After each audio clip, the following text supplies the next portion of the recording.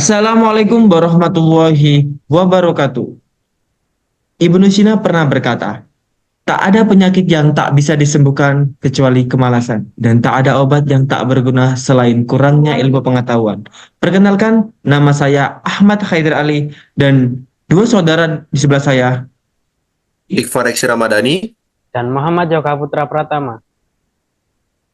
kami mahasiswa Fakultas Teknik Prodi Teknik Mesin Universitas Muhammadiyah Malang. Kami memiliki mutu khairunas anfa'uhum linnas. Sebaik-baiknya manusia adalah yang bermanfaat bagi manusia lain. Dewan juri yang terhormat dan para audiens yang berbahagia. Pada kesempatan kali ini, kami akan mempresentasikan hasil karya kami dengan judul Rancang Bangun Kloset Duduk Hidrolik Ramah Lansia. Setiap manusia pasti mengalami penuaan. Oleh karena itu, perlu bagi kita sebagai generasi muda yang merupakan ujung tombak suatu bangsa yang dikenal dengan agent of change, peduli terhadap isu-isu yang ada.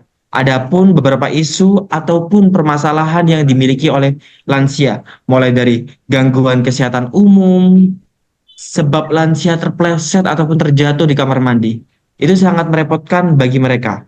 Sehingga kita memiliki metode yang akan dijelaskan oleh saudara Yoga. Kami menggunakan metode yaitu NIDA yang terdiri dari NEED yang merupakan kebutuhan para lansia yang akan kita kaji, idea, bentuk menindaklanjuti kebutuhan atau permasalahan, decision, keputusan-keputusan yang akan kita ambil nantinya, dan yang terakhir action, tindakan untuk mengatasi problem isu yang ada. Metode tersebut adalah cara untuk menyelesaikan permasalahan. Karena minimnya data di Badan Pusat Statistik mengenai lansia, kita memutuskan untuk survei di rumah singgah yang berada di salah satu yang berada di Kota Malang. Kami melakukan wawancara kepada pengurus juga para lansia. Terdapat 6 lansia yang dirawat di sana dan tentunya kita mendapatkan banyak sekali permasalahan. Tetapi permasalahan yang utama adalah kamar mandi. Permasalahan yang pertama adalah kloset jongkok yang melelahkan. Kedua, mereka susah berdiri ataupun duduk. Ketiga, keterbatasannya alat bantu. Dan yang terakhir, terkadang mereka merasa pusing ketika melakukan buang air besar ataupun buang air kecil. Permasalahan ini adalah bentuk representasi dari need atau kebutuhan tadi. Sehingga kita menawarkan sebuah solusi. Yang pertama, kita menggunakan toilet duduk di mana memiliki kenyamanan, aksesibilitas, dan keamanan lebih baik daripada kloset jongkok untuk para lansia. Yang kedua adalah pegangan di sisi toilet yang untuk mengurangi resiko jatuh ataupun cedera ketika melakukan buang air besar ataupun buang air kecil. Yang ketiga adalah alat hidrolik. Ini adalah alat bantu untuk meminimalisir gerakan spontan dari posisi berdiri ke posisi duduk ataupun sebaliknya. Dan yang terakhir adalah pijakan kaki.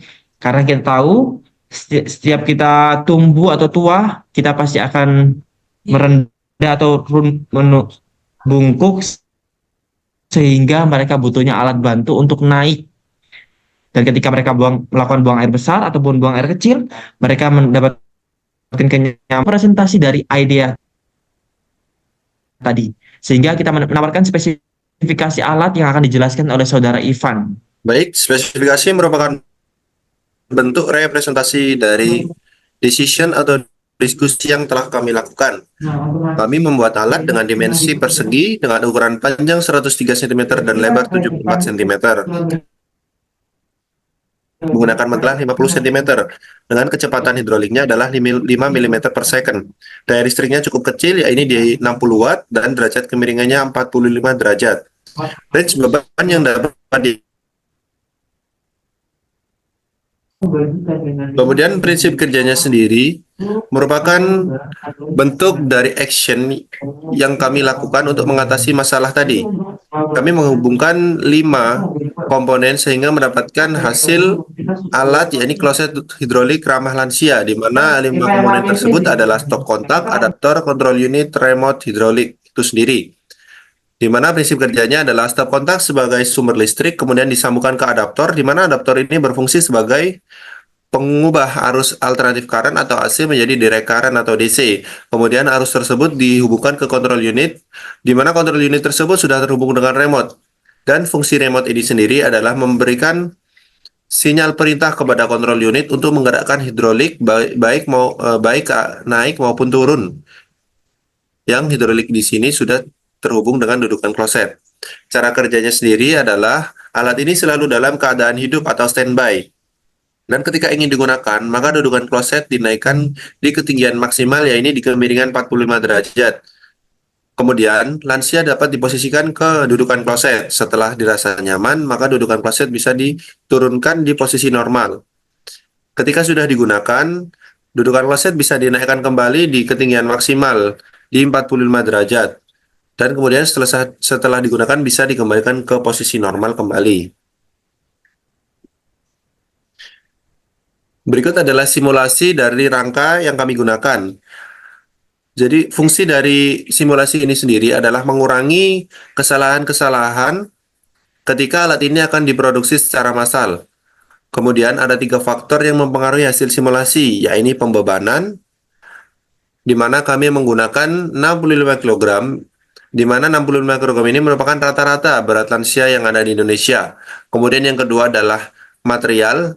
Kami memilih material stainless steel karena menurut kami stainless steel memiliki 3 kelebihan. Yang pertama, kelebihannya adalah kuat. Yang kedua adalah ringan. Yang ketiga adalah tahan terhadap korosi karena melihat alat ini akan diletakkan di kamar mandi. Kemudian faktor yang ketiga adalah constraint atau struktur dari rangka ini. Kami telah mendesain sedemikian rupa sehingga mendapatkan hasil rangka struktur yang lebih baik lagi.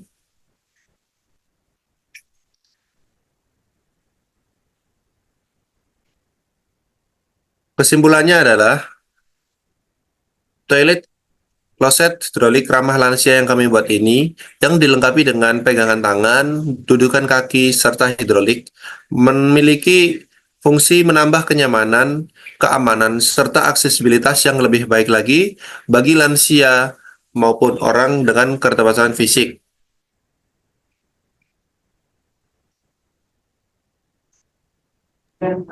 Besar harapan kami, desain ini dapat dikembangkan lagi inovasinya dan kelak bermanfaat bagi para lansia ataupun orang dengan keterbatasan khusus. Karena kita semua tahu, kita semua pasti akan menua dan kita juga akan menjadi bagian dari lansia tersebut.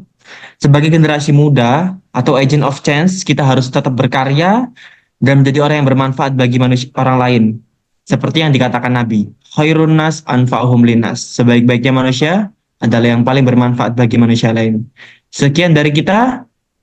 Billahi fisabil haq fastabiqul khairat. Wassalamualaikum warahmatullahi wabarakatuh.